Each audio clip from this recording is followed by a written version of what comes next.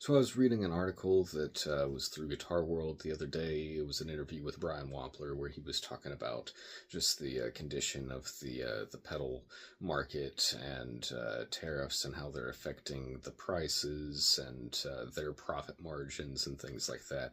And he had an interesting point saying that there's kind of something going on right now in the pedal world similar to like Napster, where you can just download things and not really need the hardware quite the same way. And it was an interesting point, and I agree with it. And I actually kind of want to take that point a little bit further about the Napster, because I'm from a time when like the Napster thing was happening. I was in high school, so that was like a thing to do on the weekend, was to get on Napster and download music. And it wasn't like today where it's instant download. A 3-minute song would take about 3 minutes, or a 5-minute song would take 5 minutes or more to be able to download. And then of course taking that and ripping it to a CD would take just about as long as the whole thing there. So it's, that's an important reference. It's not quite as instant as it is nowadays, but also I discovered a ton of music through Napster and being able to sample things,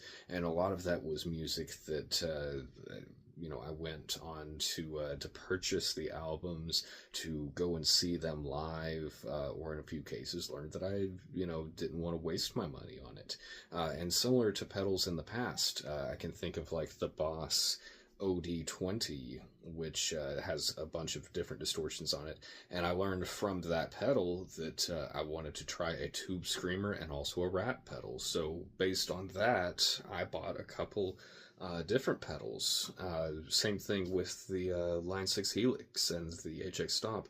I learned whenever I got that and was trying out the different amplifiers that my favorite clean sound is actually based off of a Roland Jazz Chorus, which is what Metallica used for their clean tones, it turned out. And all of those things are things that I would not have known had I not been able to get into that realm there. And, Brian had some interesting points about trying to figure things out. They've done a lot of really cool things at Wampler recently about integrating MIDI stuff.